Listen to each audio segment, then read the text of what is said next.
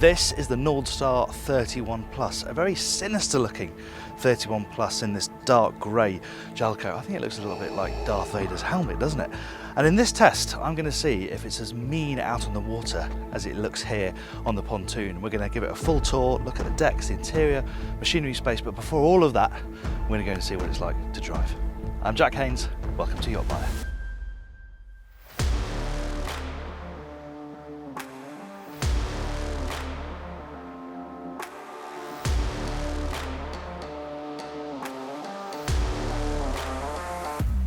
You can have the 31 with a really big variety of engine options: single, twin, diesel, Volvo Penta, Mercury, Yanmar, outboards.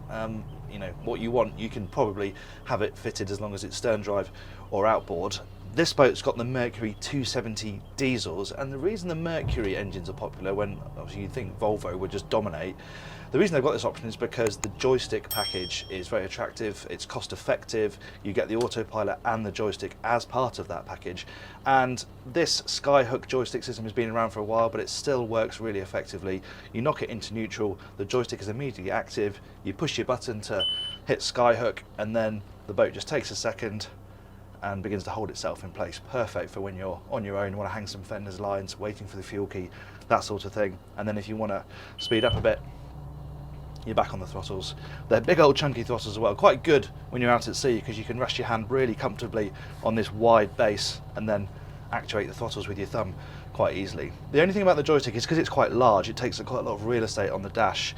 It has to be here on this side, it can't fit on the same side as the throttles, so it's a bit awkward to use the throttle, use the joystick and have your head out the side. What you'd want to be able to do really is to be out here with the joystick here so that you can look like this. However, they have got as an option another joystick in the cockpit, so if you want to be right at the back, if you're going in stern too, then you're just going to use that one instead. But let's get up to speed and see what she can do. There's a little bit of a hump as she gets up onto the plane, but then once you're past 25 knots, it settles down really nicely, and as with a lot of this boat's rivals, that 25 to 30 knot range really is the sweet spot. You're looking at 2 to 2.5 litres per nautical mile, and whether you're doing 25 or 32 knots, you're really not going to see much of a change in efficiency. It'll top out at 36, 37. There are versions of this boat that will do 50 knots, maybe a little bit more than that, but for most people, this sort of horsepower range is going to work absolutely fine. In terms of handling, well, it certainly has plenty of grip and it sticks to the water really nicely. The steering on these Mercuries is a little bit heavier than the Volvo equivalent, I would say. Not such a bad thing because it means it sits really comfortably in the water, it doesn't wander around, certainly at these sub 30 knot speeds. It sits really solidly, feels very planted in the water, and even though the steering is a bit heavy, if you do want to chuck it some turns, it's still a very rewarding machine to drive. Slaloms from side to side very, very comfortably. I think it would really relish a following sea. It's got quite a flared bow, and you see these things powering through rough water and big wings of spray coming off the bow. They do look impressive at full chat. Pretty calm conditions here today. All we've been able to test it through is the wash of the other boats here at Finboat, but it's felt pretty comfortable. The only thing is, over 30 knots, we have the auto trim on the Mercury, which is working the legs. You've also got Humphrey's Interceptor trim blade system, that's on auto trim, and it just feels like at higher speeds they're slightly fighting each other. It feels better to basically leave the legs right in and leave the Humphrey system to do its thing when it comes to levelling out the boat, and then it all feels fine and the hull feels incredibly solid and secure.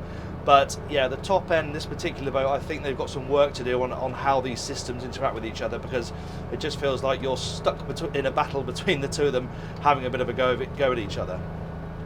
In terms of the helm environment, well, I would definitely have the optional suspension seat. This one's okay, it's supportive enough, it's close enough, but it hasn't got as much adjustment as a full shock absorbing seat, and obviously it hasn't got the shock absorbing function either, and that's a really nice thing to have because you want to be in this seated position on boats like this, and if you've got the shock absorbing function, then you don't have to worry about your back as you cross over some bigger waves. It's a very clear, functional dash arrangement. The plotters are a little bit closer to me than they are on the likes of the Targa 32, which has actually only got space for a single plotter. But that works really nice, and you've got a nice row of big switches here in the dash that are very easy to read, very easy to hit. It hasn't got much storage, that's the only downside. There aren't any cup holders around here, so we could do with a bit more storage for loose items. So there is a sort of map locker above my head where you can chuck things in there relatively easily. Like its rivals, it has a side door that can be locked at various stages. One here, you can lock it open as well, so you keep it closed, you can get a nice bit of ventilation. If you open them just ajar, you get a nice bit of breeze through, but you know, you're not going to let any spray in or anything like that. And on that note, there is the option to have a sunroof. You can either have twin hatches or a almost full width Webasto one that's electric. Obviously this boat's not got it fitted, but that's something that I would definitely go for. Good for ventilation, and obviously really helps with natural light as well. Visibility, as is pretty typical with this genre, is very good. You've got lots of glass, you've got slim mullions, the all-round view is great. In hard turns, because you've not got the sunroof or the roof hatches, you do lose some sight. When you've got the roof hatches, if you really turn hard to port, you can look through them to see the horizon. You don't have that on this version, but having the sunroof would solve that issue. And it's a very commanding driving position. You know, I can't believe we're doing 30 knots. It's so quiet. It feels like 10 knots fewer than that. But yeah, this is where this boat lives. 30 knots, 2.2 litres per nautical mile, all day long. I just wish it was a little bit rougher. That's the driving experience then. Let's pull over and have a look around the decks and interior. Right then, on with the tour, and there is yet more grey in the shape of the S-Tech. As we see, that sort of grey colour does work quite nicely with this sort of gunmetal colour scheme that they've got going on all over the boat. It does strike a pose out in the water, this thing, amongst a lot of, you know, the sort of bright white rivals. This, yeah, really looks quite menacing indeed. Underneath my feet, you have an access hatch to get to the stern drive, so if there's any complications with those, you can just reach down and hopefully sort that out. Dedicated fender storage back here. Again, these would gobble up a fair bit of space inside the deck lockers, so it's nice to have this really easily accessed fender storage where you can tie them off very neatly. You've only got single access into the cockpit here, but that means you've got space for a really nice long bench, a nice stretch of seating. This table comes out, so if you want to just have a bit more space, if you're fishing or something or doing water sports, you can remove the table and you can have a teak one if you prefer. I can already see that this is looking a bit scratched, so yeah, teak, or an alternative colour at least, might be a bit more hard wearing.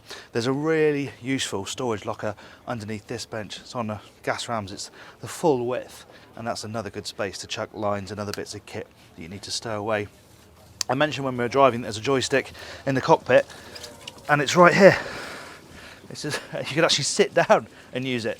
Head out to sea with the joystick here by your left knee.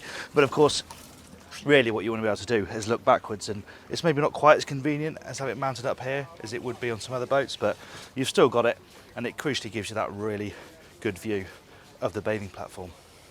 You can clearly fully enclose this area as well. You can see the covers are wrapped up here. This is a little bit plain and very, very dark. A couple of spotlights in it can maybe do with something just to break it up a bit. But yeah, you can fully enclose this, and then you're, you know, really extending the usable area here when the weather isn't so good. Let's head forward. There isn't the option to have this model with a flybridge. It's a coupe only. There's a few different sunroof options which we'll talk about inside. You have got a boarding gate here, and the nice thing is, on both sides, they align with the doors. So if you're single-handed, you can get easily onto deck and onto the quay and do it all in one movement. That's really, really helpful. On the Targa, they're set a bit further back, so it's not quite as useful. Very safe boat to move around. Look at the size of these. Well, they're far past tow rails. They're basically knee rails at this point. Come up really nice and high. You feel very secure. If you sort of roll and lean out, you've got a nice rail here holding you in place. This is a little bit low. If you're tall, you sort of may catch your shoulder on it as you're walking around. But generally, it's a very safe and secure boat to move around on. This is a very simple arrangement. You haven't got that forward cockpit that you have on the Targa, for example, and there's less storage up here. But then this moulding here gives you the space in the forward cabin, as we shall see in a moment. You have got storage here though, very simple, deep locker. You know, the anchors in there, obviously you could fit some more fenders in there if you need to, and plenty of space for your lines and things like that. Lovely, that's the outside then. Let's have a look inside. There are 3 access points into the wheelhouse, side doors on both sides, and then this door that slides across aft.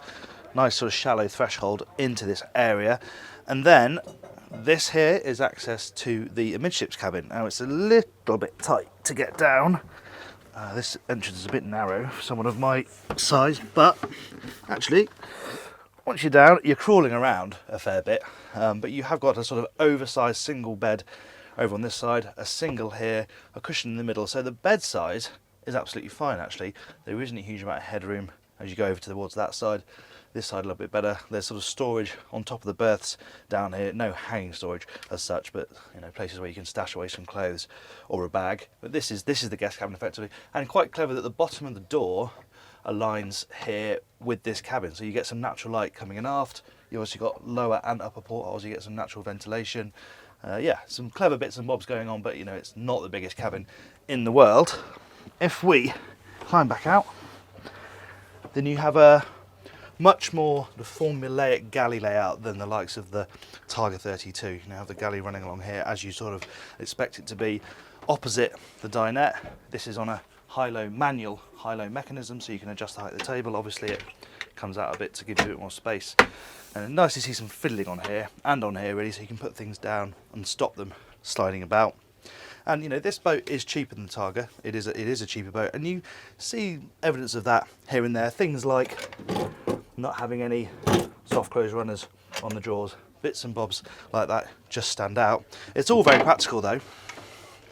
Things like your sink cover, this sort of thing pleases me unnecessarily, but that's quite nice that that little piece of counter that's often hard to stash away has its own little spot. Obviously you've got induction cooking, microwave, the fridge is down here. That's a good space, and it's, you know, very safe to move around. Nice to have these handholds up here, so if you're moving through the boat sways, you've always got something to grab onto. Now there are a couple of different layout options here in the saloon. You can have what this boat has got, where you've got the extended dinette and you have the two-way backrest, which goes into travel mode if you do it like that, and then you have a footrest down here, so this person has a bit of support for the feet when the boat is charging along. Or what you can do is have 2 pilot seats. So you might find that if you're really using this as more of a commuter, having 2 forward-facing, properly supportive seats might be of benefit. But as I said out in the water, I think you definitely want the suspension seat. Would make, you know, a big difference to the driving and enjoyment, certainly the comfort if you're really rattling through a bad chop.